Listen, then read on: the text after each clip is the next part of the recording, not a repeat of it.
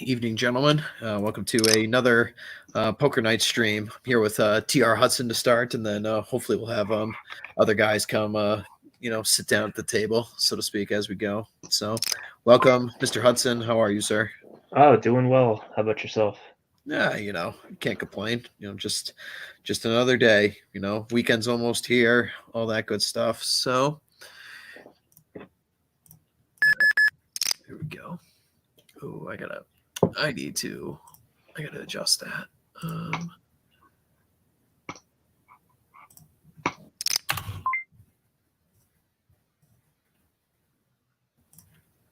Okay. Call.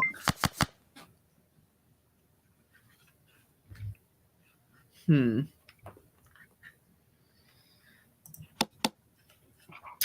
I'll check that. Yeah, I don't think either of us like that flop. No, not really. Mm, You ever end up watching that movie I recommended? which well, it was Well, the I recommended a few. yeah. It was like a Kevin Bacon one, wasn't it? Yeah. Death Sentence. It's real good. Yeah. Mm, yeah, I gotta get around to that this weekend here probably. I was actually going to sit down and watch it on Saturday, but I had a pipe. Well, it wasn't a.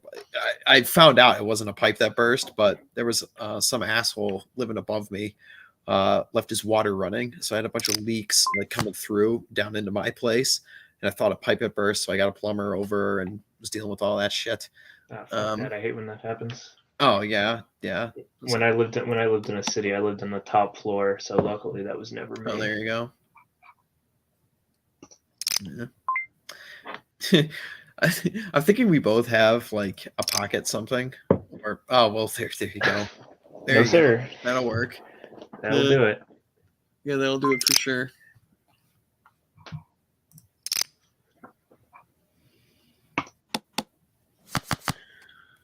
That's the thing about heads up is you have to be super aggressive. Oh yeah.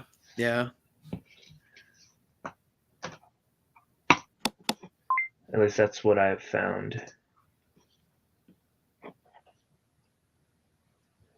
Yeah, definitely. You But can't again, really, yeah, you can't really play for cards.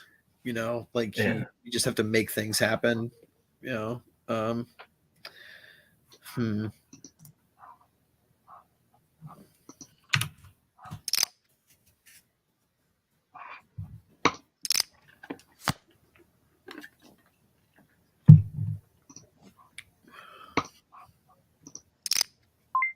More danger for the board, eh? Stick around for that one. Yeah, I think that card's pretty much a dud for both people involved. Who's got the kicker? Oh, you got a 10. There you go. Nice. Yeah, 10 right off the bat. Nice.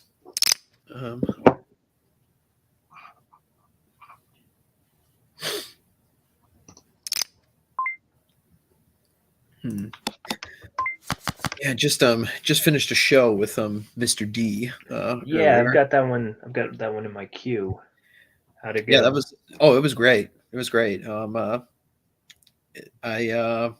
definitely wanted to get Mr. D on by himself, so we could just do a one-on-one back and forth, and that was fun.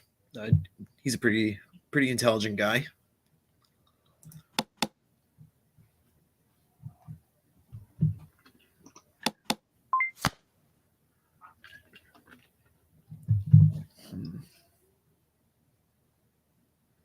I hate to be that guy, but I actually gotta step away for 1 second, let the dog outside. No, go for it.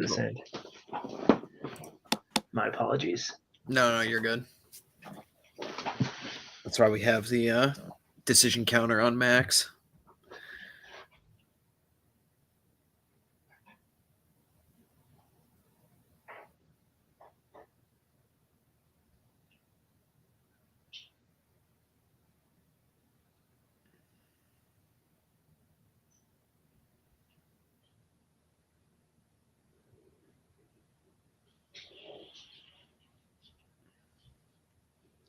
But yeah, if you guys are listening to this back on the back recording, definitely check out that show that D and I did. It was pretty good. And tomorrow we got a OGC stream on AI. I think Lambda is going to go on with Charlemagne and a couple other guys. Talk about that, so that'll be interesting. And then next week is a show that we're going to be doing on the Friend Zone, partnering up with the Chicks at Whammon Hour again. So definitely tune into that. It'll be fun.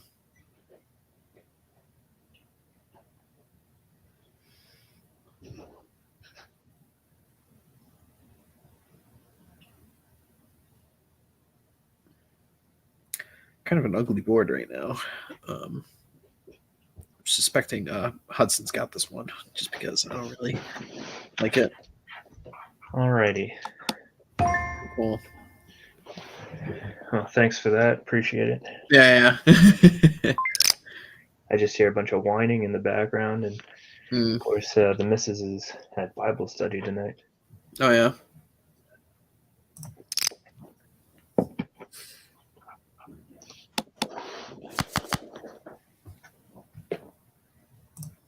Oh boy.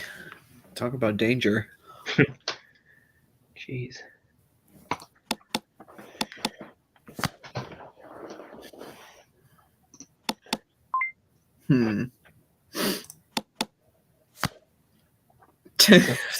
We both have junk. Yeah, I know. As soon as somebody raises something, the other is gonna fold. Yeah, pretty much. Oh, there you go. Yeah, I got the last card. Yeah. Yeah, that's the thing with heads up. Like if you're big blind and the other person checks, you'll get to these points where you have such garbage hands. But sometimes they work out for you.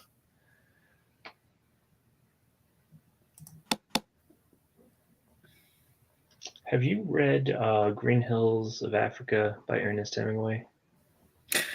I think I've read excerpts of it, but it's been a very long time. Yeah, because I know you're a big game hunter. Yeah, and I think he's got a story in there about hunting a Cape buffalo. I seem to recall. I think I read that one a long time ago. I think like one or two of the stories of it was like assigned to us for reading when I was in high school or something. Oh, that's interesting. Yeah. Usually they assign as fiction. Yeah, it's interesting because I took like an AP or an honors like English class, and it's kind of like back when like the private schools, they hadn't been completely, I don't know, formalized, I guess, as to what the curriculum would be. And so my guy, it was just a classroom of 9 dudes, and he just gave us like basically all the classics to read. So we read like the Iliad, the Odyssey, the Aeneid. That's pretty cool. We read Paradise Lost, Frankenstein, things like this. And then he's just like, oh, we're going to read excerpts of this now. And then we're going to do Norse mythology. He basically just said, fuck you. I'm teaching whatever I want to teach. And it was pretty awesome. It was one of my favorite classes I ever took. Funny how that works out. Yeah. Yeah, exactly. It's...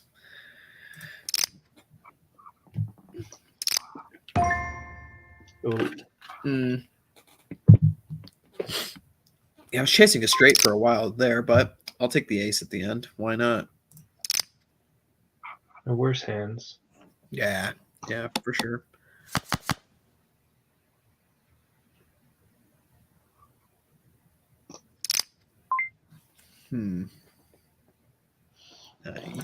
You can take it. Oh boy. And of good stuff.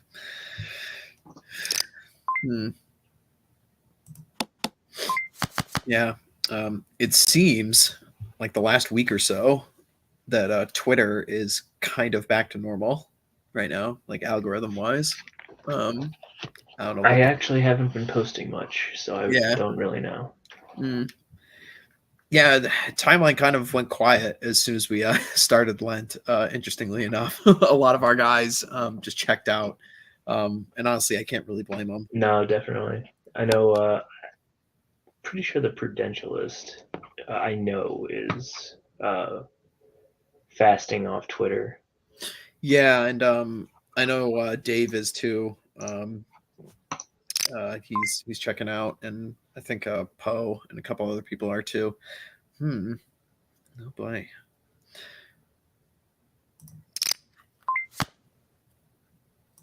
I don't like any of that. Hmm.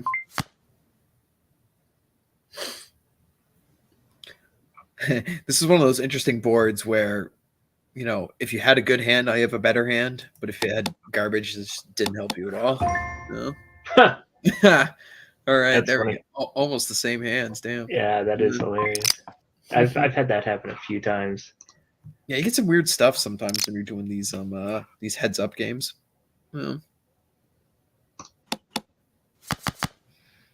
But it's great because you played it perfectly, Yeah, and then that's good. When you're thinking to yourself like, "Oh, what should I do in this situation?" and it does go according to plan, like you're not suffering, you know. But mm, there are some times when you make the right choice, but the other guy just through sheer luck, he's just got you beat, and those are the ones that always sting.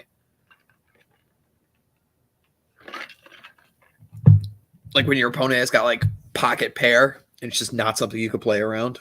Um, or something you can really kind of read off the board. yeah, no, yeah, that's what makes those pocket pairs just so threatening. There's just no counterplay involved whatsoever. You know,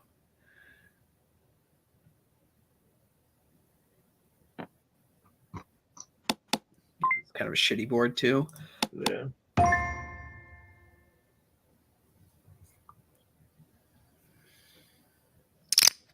Waiting for that 7.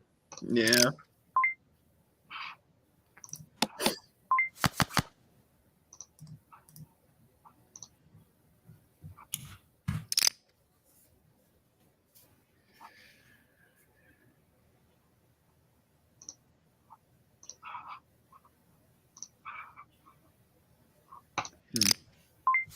Yeah, I mean, I was mentioning before we came on air how I worked a shitload of hours like the last 2 weeks, but today I had a day off because of this winter storm that's been coming through my area here.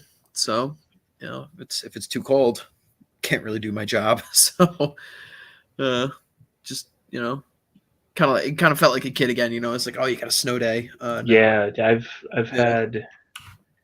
Well, so I have a laptop job, so when mm, snow days happen, I just work from home.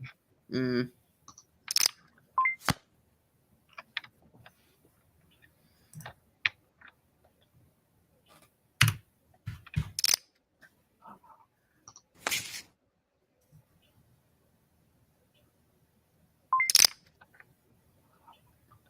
Look at you pulling the 2 pair out of your ass. Yeah, really. um. So speaking of poker, and this is it's an interesting question. I get a lot of mixed answers of. Um, and I know you're a Bond fan. What did you think of the Daniel Craig Casino Royale? Uh, Actually, it's been a long time since I've seen it. I remember liking it. Yeah, But I was also, that was like 2000s when it came out. yeah. I think it was like So 04 or if I 06 or something if like I that. did a rewatch, I might have um, different opinion on it. But I remember liking it. Yeah, I think the way I describe it to people is like I think it's a good movie. I don't necessarily think it's a good Bond movie, though. Hmm. That Is you could probably use that to describe the whole Bond uh, tenure. Yeah. Um, I think there may be. I didn't see the most recent Bond. I just kind of boycotted it because like I heard all the nonsense they were going out about with it, and I was like, no, I ain't dealing with that. But I can't even say I boycotted. I just ignored it. yeah, there you go. Didn't care. Apathy. Yeah, yeah. I guess it's a good way of looking at it as well. Um, but yeah, I enjoyed Casino Royale. I couldn't even tell you anything about the second one that Craig did, Quantum. I don't remember it at Quantum all. of Solace. Yeah, I Yeah. didn't see that one. I saw Casino Royale on like DVD like a Mhm. year after it came out or something, and then I saw uh, Skyfall in theaters, which Hmm. I thought was good. I saw Yeah, I agree. Spectre in theaters, which I did not like. Yeah, me neither. Uh, That was the last one I saw. I didn't yeah, see. what was the one? Well, what was the one with Javier Bardem as the bad guy, or was that That was Skyfall? Skyfall. I thought. Yeah, Yeah. yeah, oh yeah, he was Blofeld. That's right. Mm. Yeah, Um. Yeah, I thought Skyfall again. I thought it was a good movie, but it wasn't really like a good Bond movie. Like, yeah, oh, we're gonna go back to Bond's childhood orphanage for the final showdown fight thing, and I'm like, I don't need to see this like traumatic background, backstory to James Bond about like depressing childhoods and stuff like that. That's ridiculous. I don't know why we have to psychologize all of our heroes now.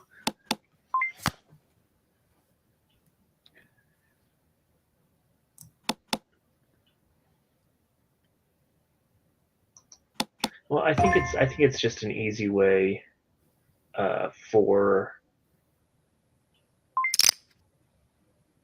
yeah, I'd say it's an easy way for writers to make their mark on a character, Mm, especially when it's not something that they've written. It's the same reason why, like, in comic books that they'll have like their self-insert character or whatever that hangs out with Batman. yeah, that's probably a good way of describing it. Yeah, I could definitely see that. All these people just seem so like, ego involved with all these franchises. Yeah, it's like I mean they're all the Thing, and they're wearing a skin suit of your favorite thing that that you watched growing up to spread their message. Mm, yeah, for sure.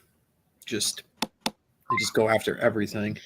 Um, and it's just strange because uh, it just felt like so many of the, I guess you call it like Bond tropes, like some of them were kind of enhanced and they kept around. I think like in Casino Royale, I think there's a lot of really good scenes with like womanizer Bond in the beginning, but then he gets like kind of tamed at the end by this chick that he met for like 5 minutes and now decides he wants to leave like MI6 and marry. I'm like, I don't know about that. No, it's a little absurd. Um, not very James Bondy, you know. No, definitely not.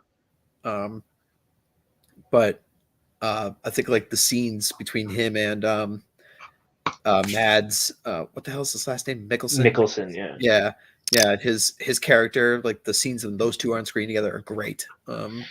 Very good. I thought he was a Yeah, I great. will say that they did do a good job of casting the villains, Yeah. even if they're written poorly. Like what's his name, the German guy who was Inspector, who Oh, played Hans Landa. Christoph Waltz. Yeah, yeah, yeah, yeah. Hmm. He's so good, Yeah, he's a very good actor. and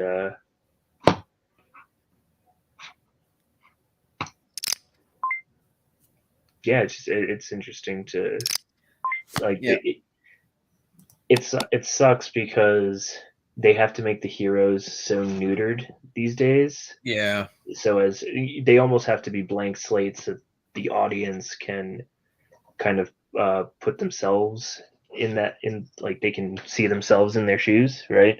mm, That's why the villains are so interesting because they kind of shoot their wad, so to speak. The writers, I mean, uh, because they can't do anything with the hero, so they do stuff with the villain, yeah, yeah. It's it's definitely which is true. a shame. But Mm, yeah, everything just has to be deconstructed. You just can't have a just classic shoot 'em up bad guy. Like something like Goldfinger is just out of style now for stupid reasons. You know, now we gotta kind of pathologize Goldfinger into being some really nice guy, and Bond is just some ancient misogynist from bygone days where we got to get rid of him.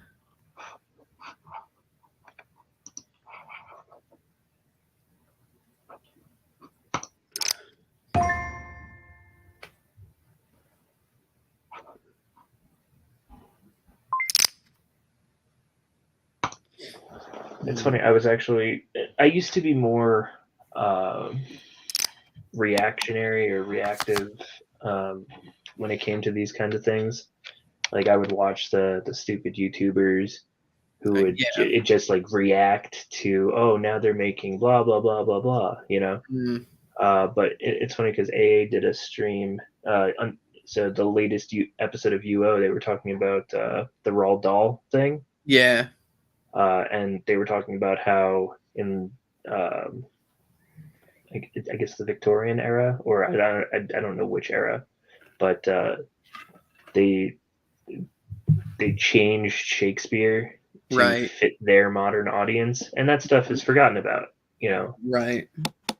So we might have to suffer through the cringe now, but it's not going to last. And Yeah. I mean, you look at something like, I mean, I just saw this before I came on here. Like, Warner Brothers announced that they're going to expand the Lord of the Rings franchise and make more movies. yeah, And I'm like, well, number one, that's horrible. That's a shitty idea, and you shouldn't be doing that. But the other thing too is that, like, the Peter Jackson Lord of the Rings trilogy was kind of like the last like crying, like death rattle of old Hollywood, in my opinion, and it just hasn't really recovered since then. But those movies will literally, last forever. Um, as far as I'm concerned. So, I mean, nothing's going to hold a candle to, that fantastic series of movies. that's, I would say that I don't know if it's like a literary height or not literary. I don't know if it's like a cinematic, like the peak of cinema, but it's definitely that trilogy is noteworthy, and it's gonna last for a long time. I feel bad. I'm getting a lot of good cards on like the river here at the very That's end. hey, listen, that happens. I've been that guy, so I'm gonna have to. I'll Venmo you my $1,000 after this. Yeah, exactly.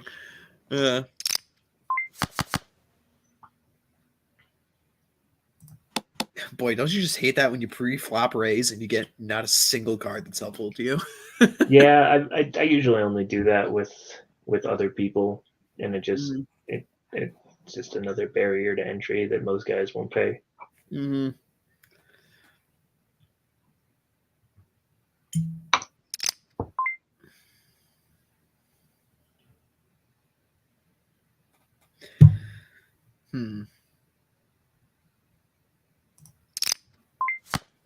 I think the worst part for me when it comes to the remakes and the reimaginings or whatever is that you look at like behind the scenes content, and these guys, at least in the past, they knew what they were doing, Mm-hmm.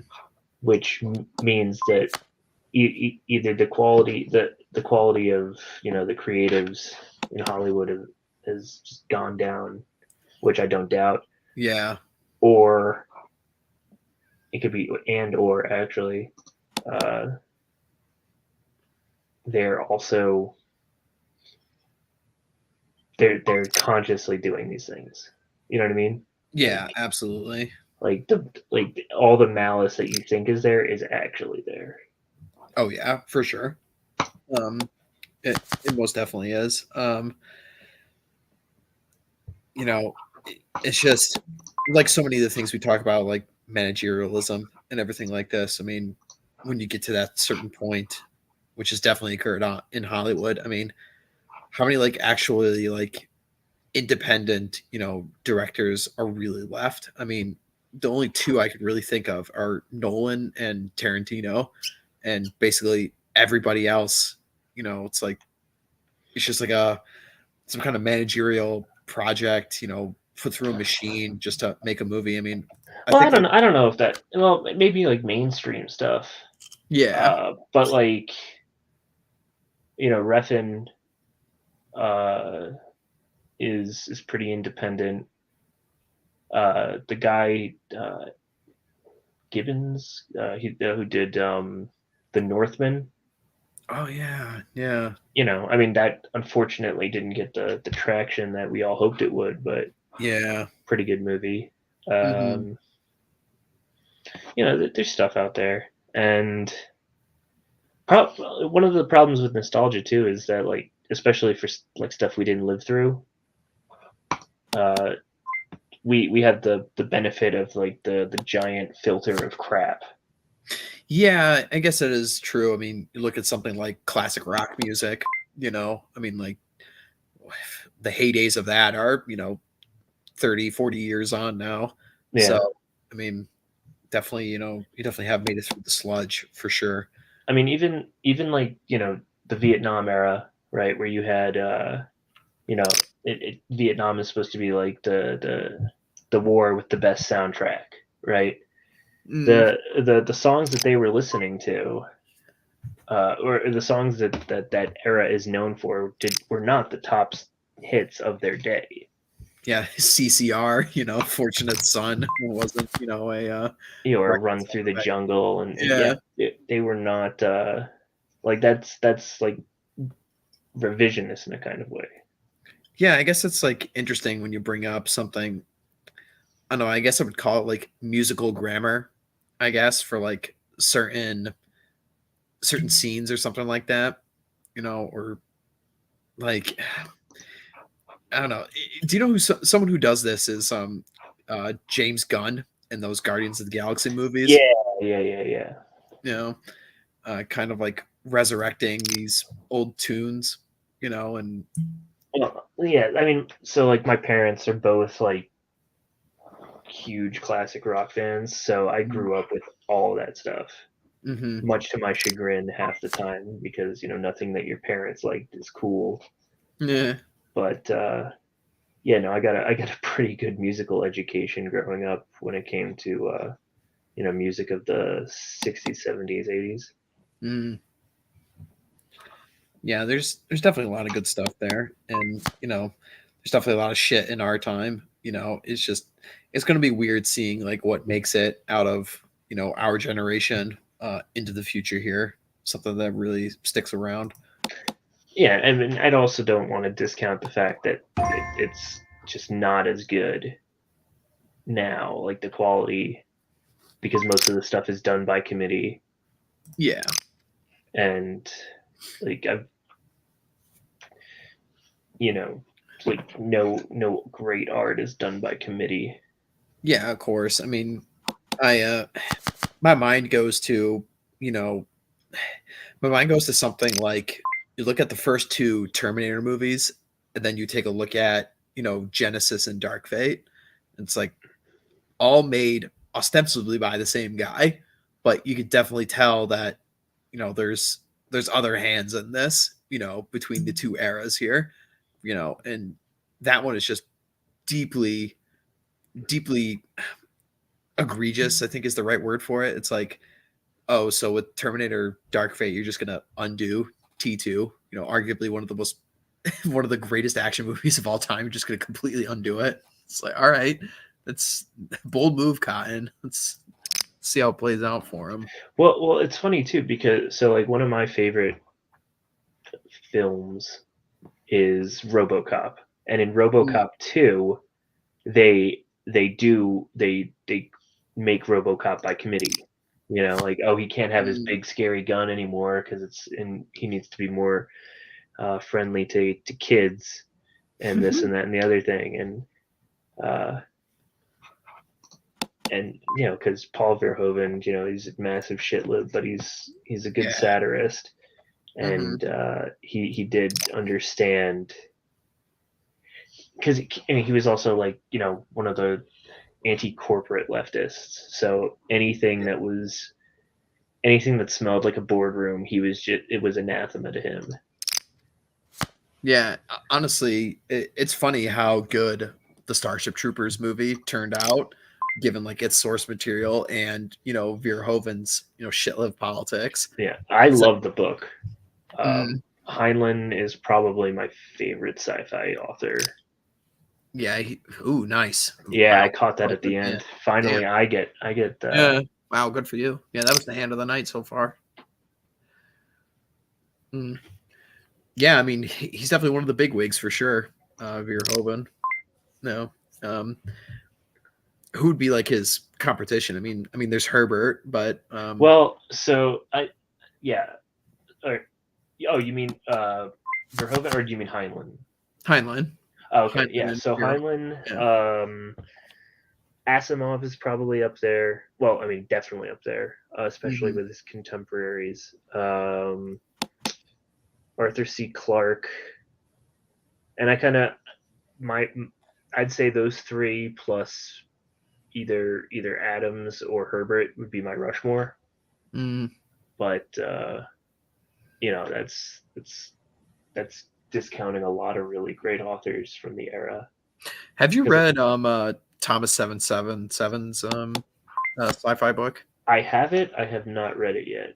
Yeah, I haven't either. I know obviously like Paul Fahrenheit speaks highly of Thomas's book. Um, I guess it's my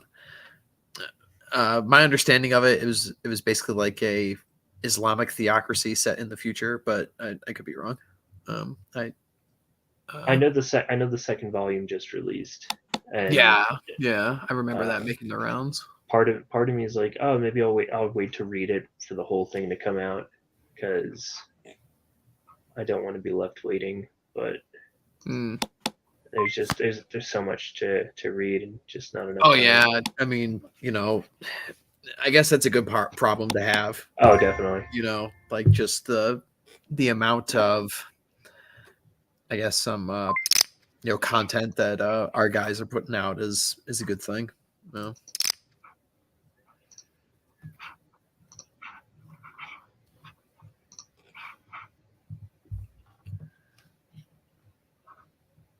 And if I spend too much time reading, I'm not writing. So Yeah, yeah, that ever so eternal struggle. Yeah.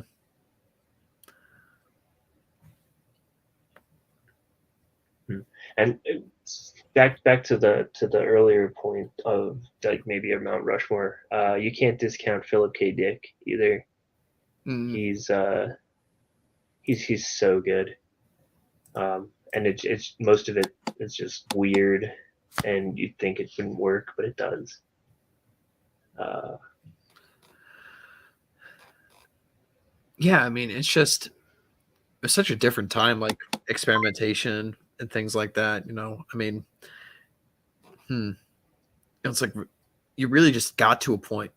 One of the things I use for an example of this is like um, things like the Jetsons, or like when Looney Tunes would give an idea of like what the future is going to look like. like Duck Dodgers. Yeah, or even something like Lost in Space, which was Mm, set in 1998. Funny enough, and yeah. but it's interesting when you're thinking about these kinds of things. Like these people had such truly like aspirational hopes, like for conquering the stars and into the future and everything like this, and then it's like no, this is the modernity you get.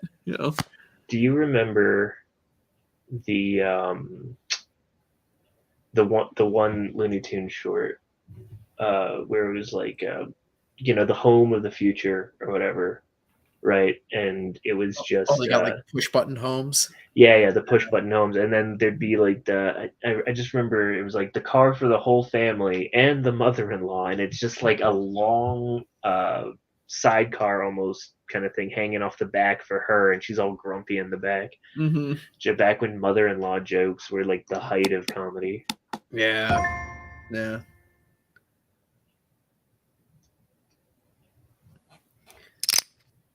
Yeah, it would just be interesting to see. Like my mind goes to like the ending of um One Froggy Morning, with the Michigan J Frog, that famous Yeah. Chuck Jones one. And like the blue collar worker finds the time capsule in 2050, and there's strange like helicopter ships zooming around, and everybody's in ships, and they got like disintegrator rays and everything like this. And it's like, man, they truly just it was really like a civilization that just like peak Faustian man, basically. It was just like, oh yeah, we're totally gonna have these things in 100 years, no big deal. This is there's no reason for us not to think this. you know. And honestly, like from their positions, it really wasn't that far fetched. I mean, like your parents were literally growing up in a time of horse and buggy, basically, and then here's you, you know, rapidly changing, you know, technology. Why wouldn't you think this, you know, would continue to the same degree?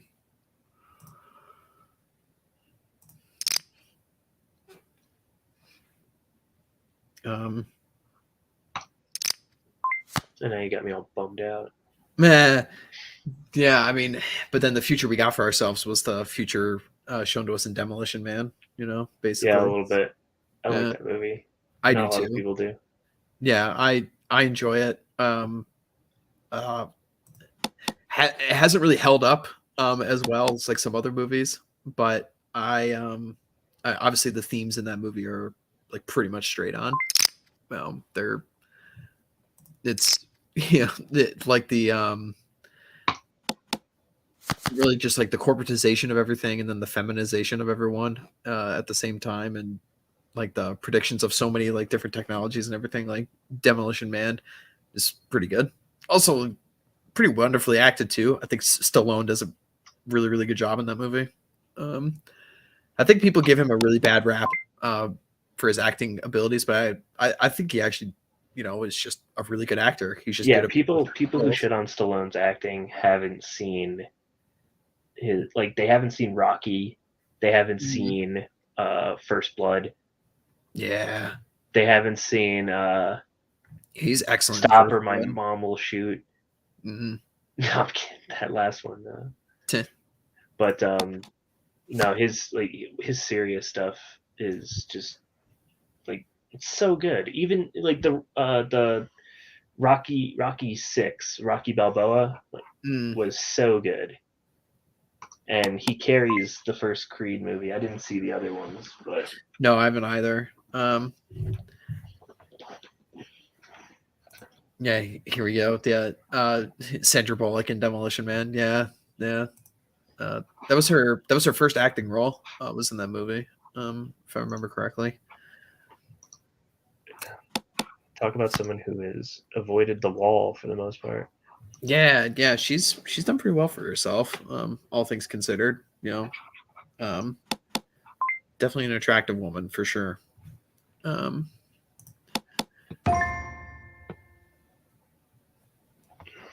um,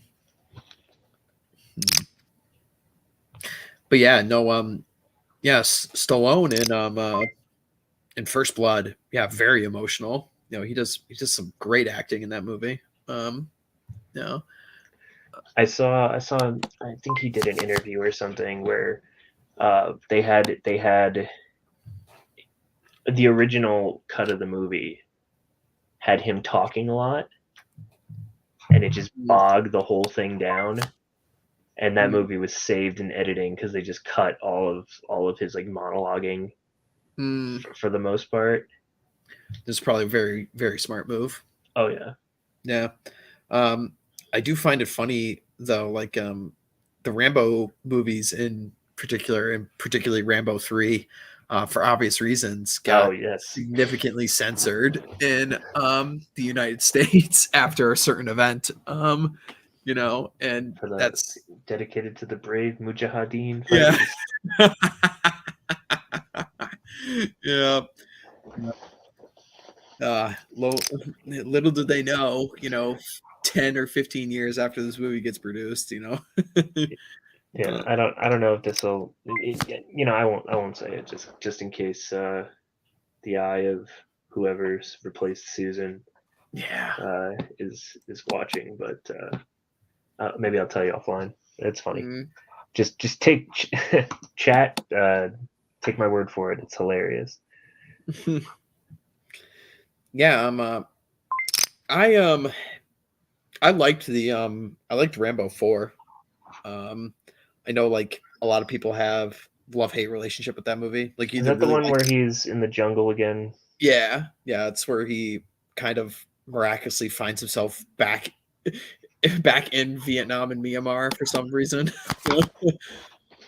um yeah, I don't think I actually saw that one. I it's it's kind of like you could tell. Go watch that movie and then go watch The Expendables, and you understand exactly where Stallone got the idea for The Expendables from, Mm, because like that one came out like 2 or 3 years before he did that, and he just thought to himself, "Oh, okay, I have way too much fun with these like actiony kind of roles, and I need to."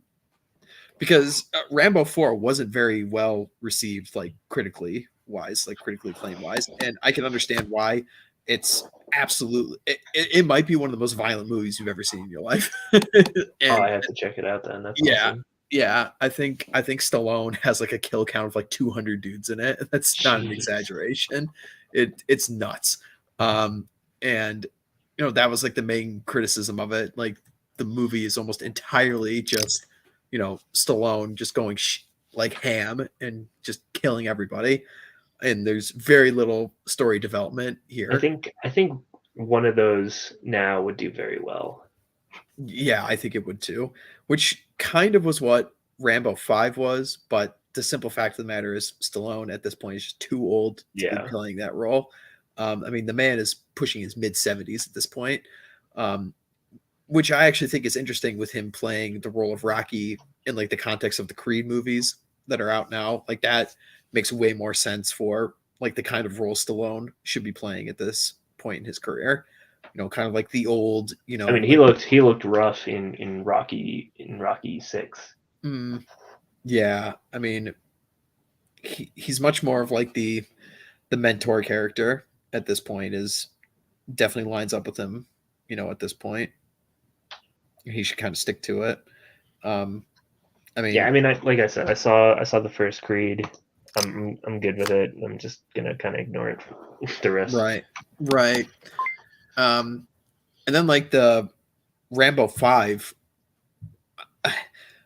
you had to again, you have to like suspend the disbelief and everything like this of Stallone being so old for this role, but that movie was fucking hella based. It was there was some serious, well, Stallone's always been like a very right wing guy.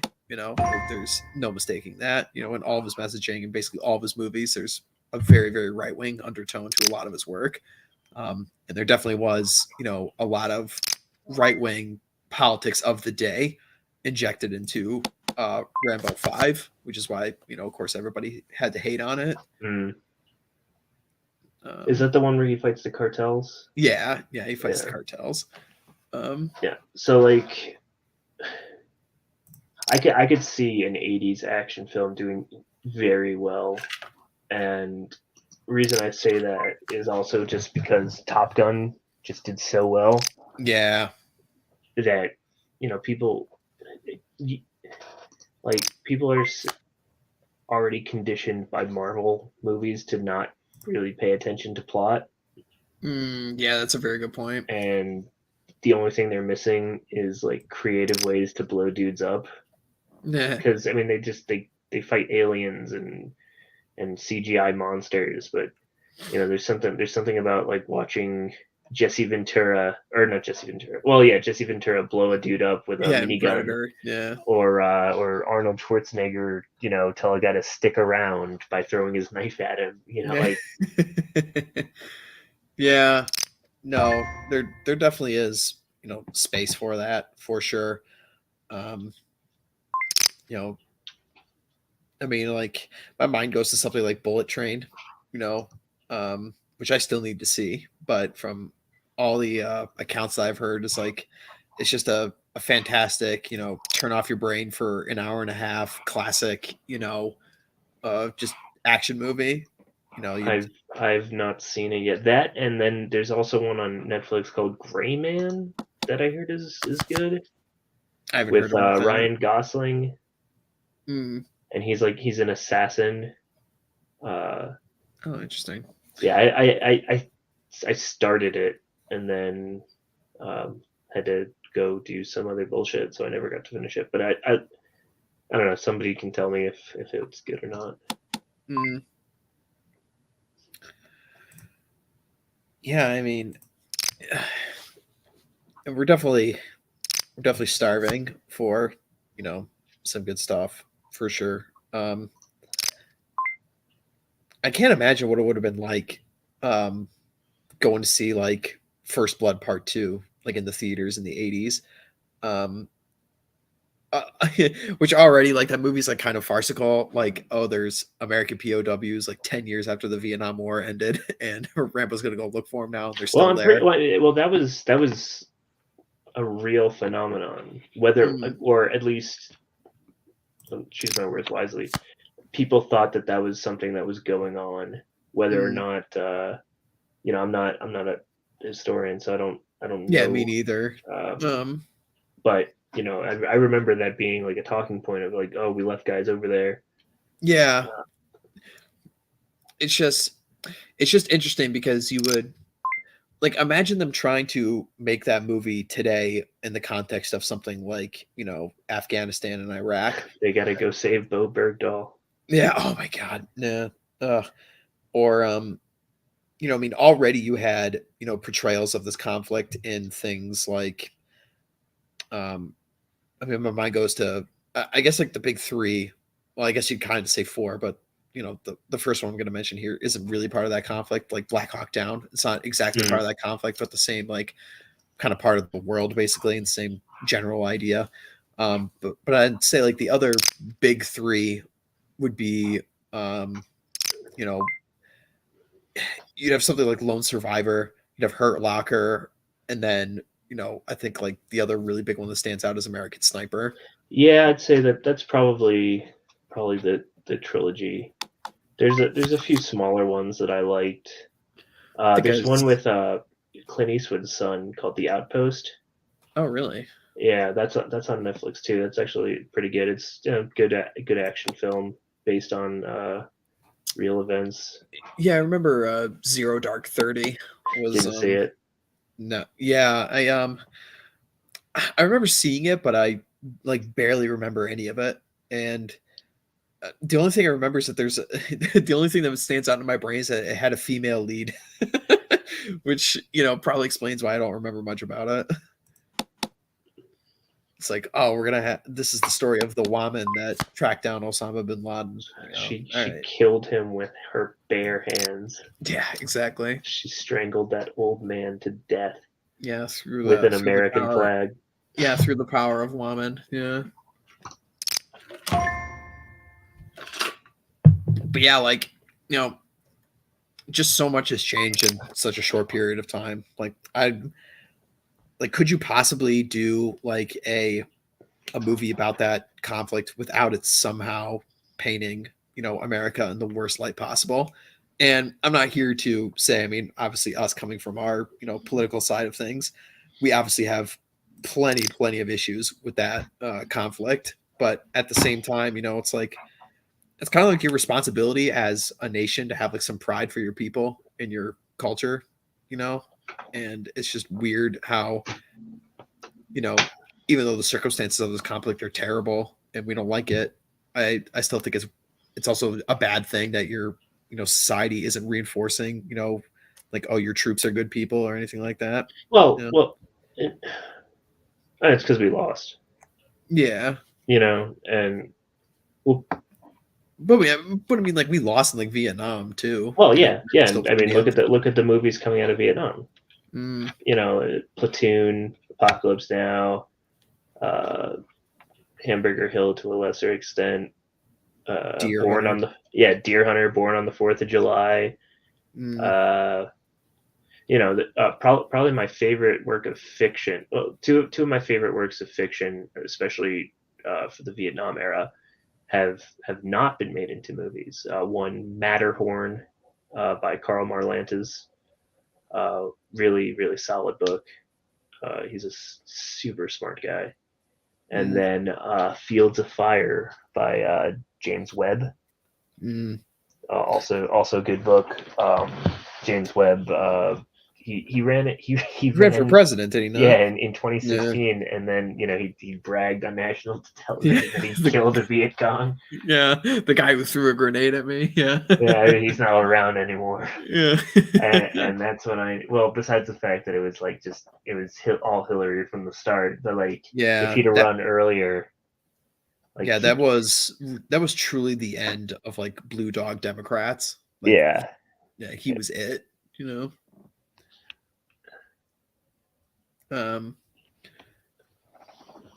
yeah, But yeah, no, that's a super good book. And I then I mean, remember. I remember in high school one we got assigned was "If I Die in a Combat Zone." yeah, that's Um, oh, what's Tim O'Brien, who also mm, wrote more famously The Things They Carried, which I like. oh, I don't. It is very much Vietnam is a tragedy, man, and everything like that. But it's well written. I haven't read If I Die in a Combat Zone yet, mm. but I've heard decent things. I don't remember too much about it. I mean, it's been like almost 15 years since I read it. Yeah.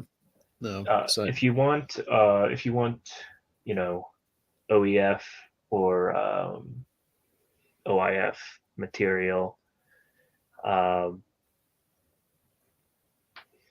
I know a big one in our spheres is Breakfast with the Dirt Cult hmm, by oh, I got it right here. Samuel Finlay or Finley. I know that one's really popular. Paul Fahrenheit loves that one. your move, by the way. Oh, is it? Oh Mm, no, it isn't. is it not? Oh, okay. There There you it goes. go.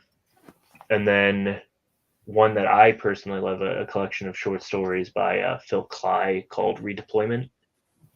Hmm. Uh,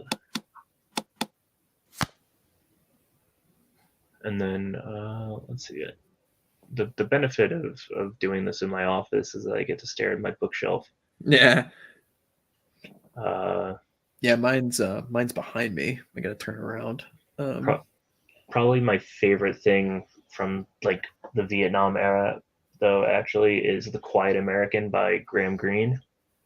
oh, really? I didn't know.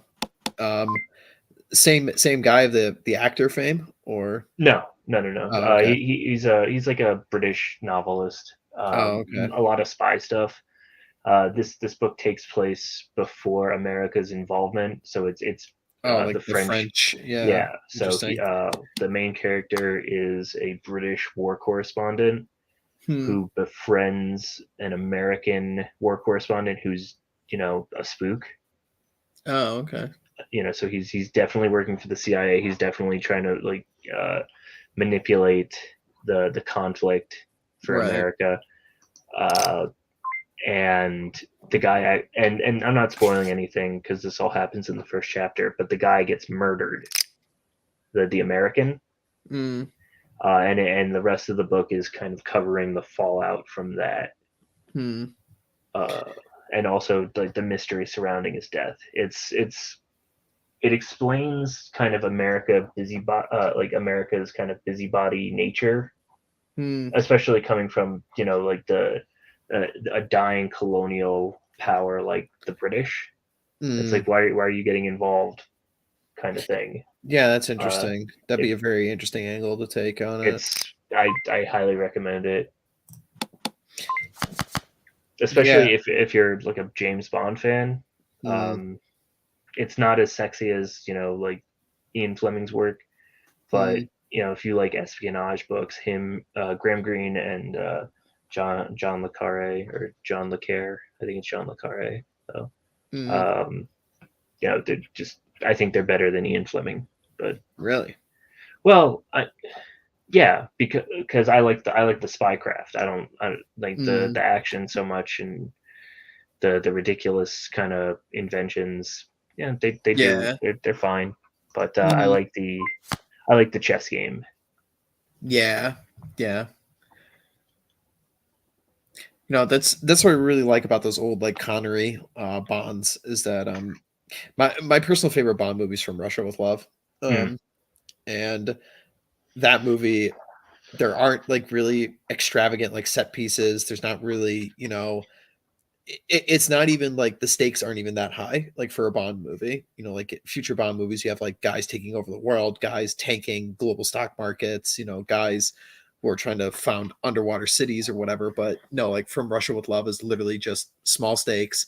We're trying to steal a decoder from the Soviets, and the second half of the movie obviously, takes place on the train. It's very close quarters, and the gadgets are just really simple, really easy, and also very practical. And Connery uses his wits, just as often as the gadgets to get the upper hand. And I think it's a splendid Bond movie. Oh man, you're gonna not like me on this one. Oh man. That's Did you get on you got the stray on the last card, eh? I mean, I got a very good hand too, but unfortunately it's not good enough. Oh, 3 of a kind. Oh, there you go. Nice. you probably have to call it after this hand. Yeah, that's good. We'll settle it down here. But yeah, you were mentioning earlier about like the early French Indochina stuff before the Vietnam War. A movie that addresses that is We Were Soldiers. Yeah. Oh no, that's Gibson. a great one. Love that one. I actually the book's not bad. It's okay. But it's, I don't know. I read it. I also read it a lot, like pretty much right after I saw the movie when I was younger. So my attention span wasn't completely there. Yeah. I feel like so many of these like books and everything that I was like told to read in high school and everything, I was not at the right like headspace and mental capacity like to be reading these kinds of books. I mean, I imagine, like guys our age, maybe 10 years before us, would have just done better with it. But I mean, we grew up basically in like, the, shitty internet digital age. Like everyone just didn't have attention spans for it. I feel like I'd get so much more out of those books now, as opposed to like back then. Cause back then it was just like, oh, it's homework. You have to read this. I was like, well, yeah. And I mean, school sucks. I've even done that myself. Like I read The Great Gatsby last year for the first time because I didn't read it in high school, even if I claimed to have. Yeah, it was assigned, but you didn't actually read it. Yeah. And I really enjoyed it. Yeah, I mean, one of the few books like throughout high school that like actually gripped me, and I aside from that English class I was telling you about, because we were just reading the classics and it was actually cool to read about like Greek heroes and stuff like that. But one book that did actually grip me was Huxley's Brave New World. Yes, that was a book that I actually, sat down and read, when I was actually in school. I didn't read that in school. I read that when I was in Germany on doing a military thing. And they had a base library, and that was the only source of entertainment that I had, because couldn't really travel off base, right? Because I was only there for like a month, and that was that. It was that, and then I picked up the Brothers Karamazov, but I didn't have time to read it because it's a huge book. It's like a 600-page book. Yeah. I ended up reading that later in college.